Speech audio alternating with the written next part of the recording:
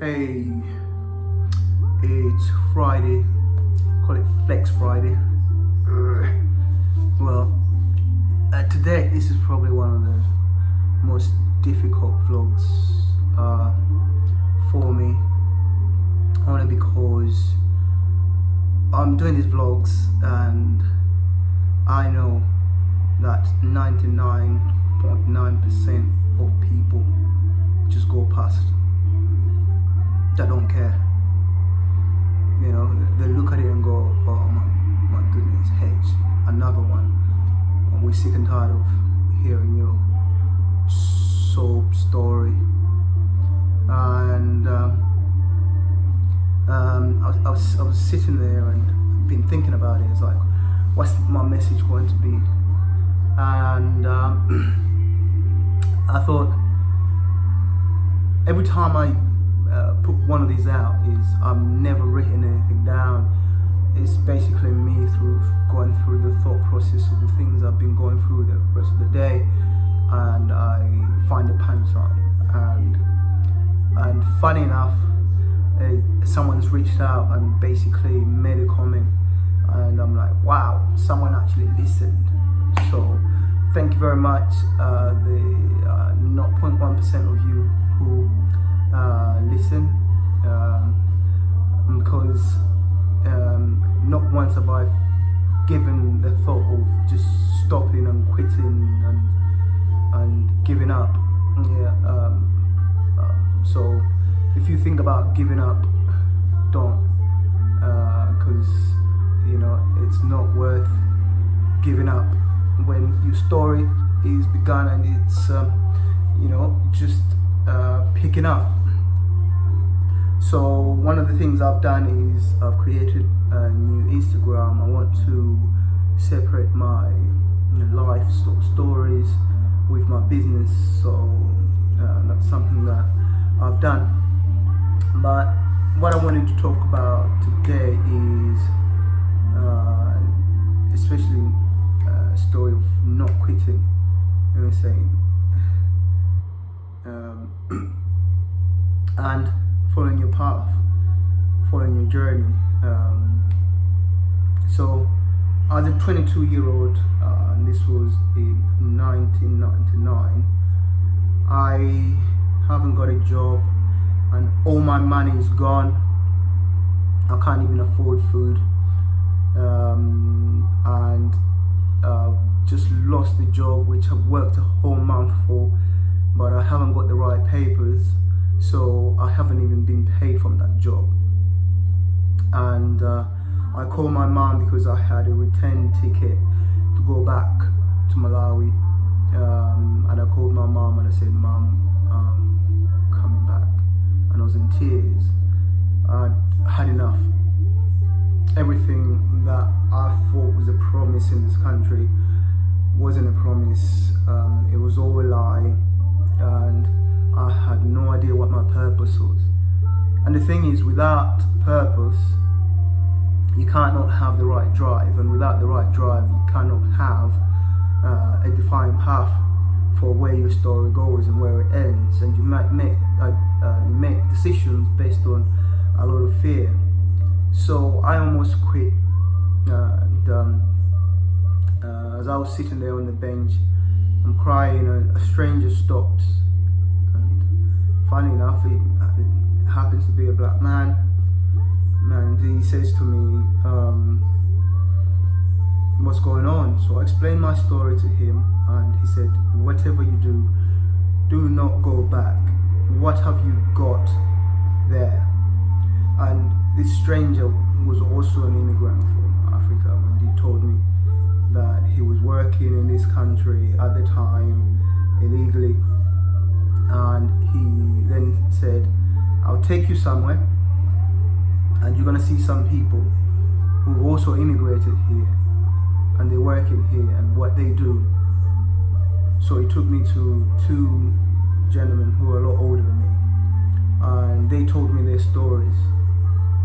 And that particular point in time, I thought, okay, we'll just carry on. And that same day I met a certain guy and he just saw me with sad eyes, and this man gave me £10, and I was able to eat that day. Believe it or not, I was staying with friends at the time, but I was so ashamed to ask them for food. I was so ashamed to ask them to help me, but that's just the kind of guy I was, you know. I've always had pride in myself, and failure for me has never been something that I take very well. But now I realize that if you don't fail, then you don't succeed. So perseverance is everything. This brings me to the struggles that you have in life. So right now I've got COVID-19, I've double vaccinated, but this is what I just wanted to talk about trials and tribulations. You ever think trials and tribulations build you? Like, I'm here right now where I am because of the trials and tribulations. So the things that have happened in my life have molded this version of me. Years back, this would have been a very difficult time for me, but now I look at it as a positive. I'm isolating. It's giving me time to think, and it's giving me time to reflect, because I have been going at 150 miles an hour, and I think God just said to me, dude, you gotta stop, you gotta slow down, you're gonna burn out, you're gonna be sick again, you're gonna be in hospital for a long time. And I think God just said, you know what, you get this COVID so that you can slow down. But I would never have been this pragmatic in my thinking in the past, only because I've always seen obstacles as an impingement, you know, as something. So a lot of the stuff is to do with blame and not forgiving. And my perceptions changed when I started forgiving. And what do you mean by forgiving? What do you mean by perception change? So one day I woke up and I said, I want to forgive everyone that's ever wronged me. Or I believe that they've wronged me. They most likely didn't wrong me, but I thought they had.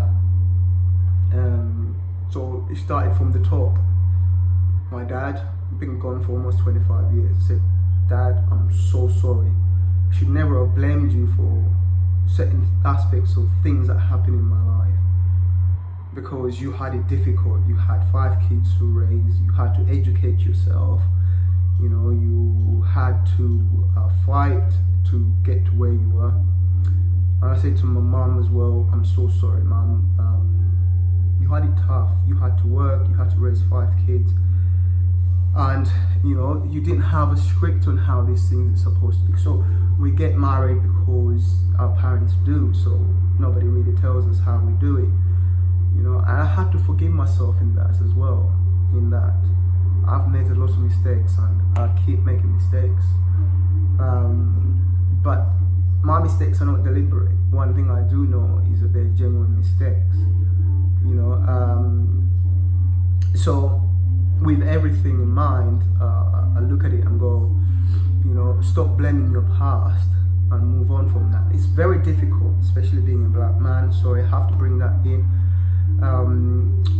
You lack role models, and then on top of that, you are made to sort of believe that the people from where you're coming from just don't succeed.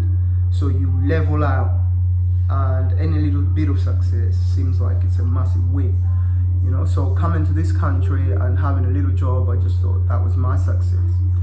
But now I'm realizing it's more than that. So when I'm doing these vlogs and these, I don't know what you call them, podcasts and stuff like that, is I keep talking and just saying, if I'm going to share my story with you, and this is my story and my struggles, then it is what it is, because I'm writing this story. So I'm somebody who's almost died several times. I've suffered from typhoid fever, which almost killed me. You know, I've had bowel disease, which has been chronic for years. Liver disease, which I had to get a transplant from. Coming that to COVID, and somebody would say, why don't you give up? But I never give up, because for me, these stumbling blocks are building me for a better version of me, and trust me, this is a better version of me.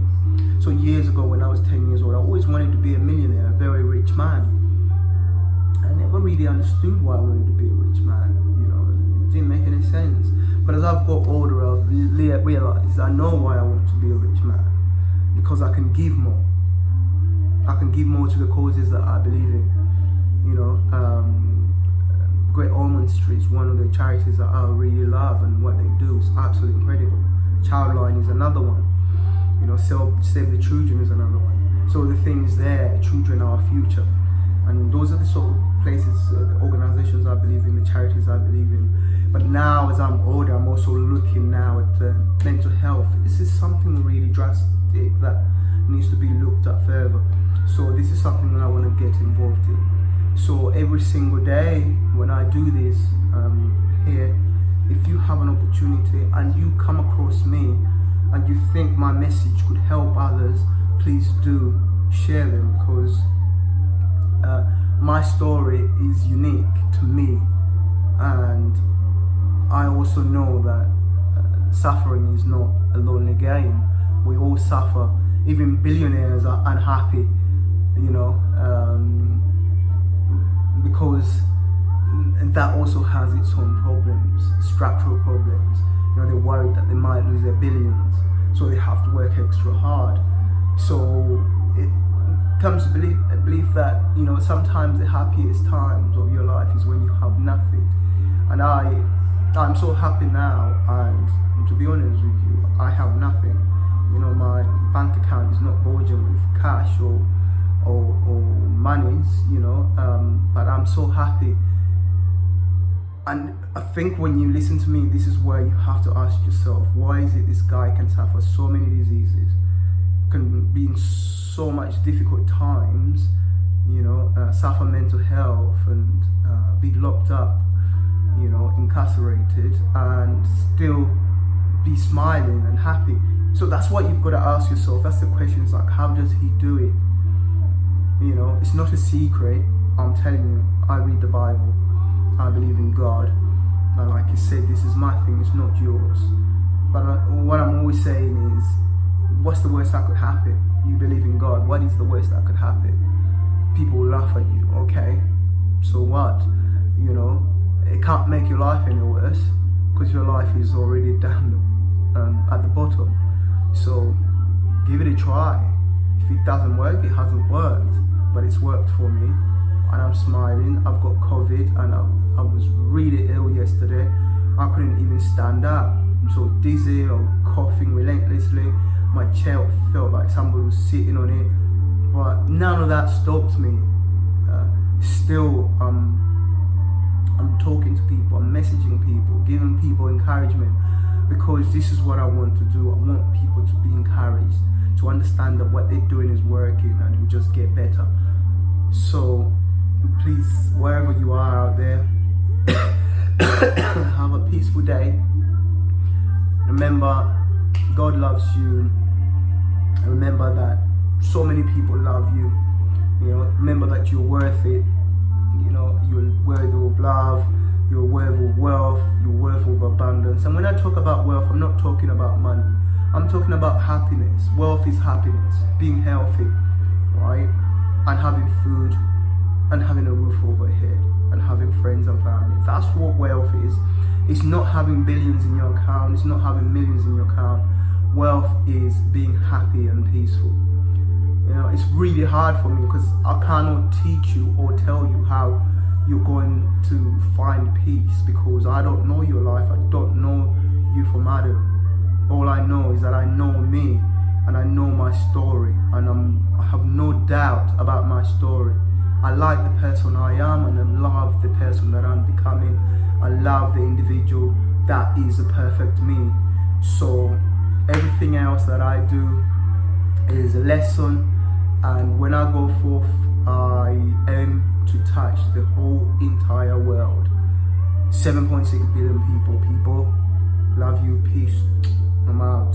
Namaste, namaskara. God bless, inshallah. Bless be Jah. Buddha bless you. I'm out.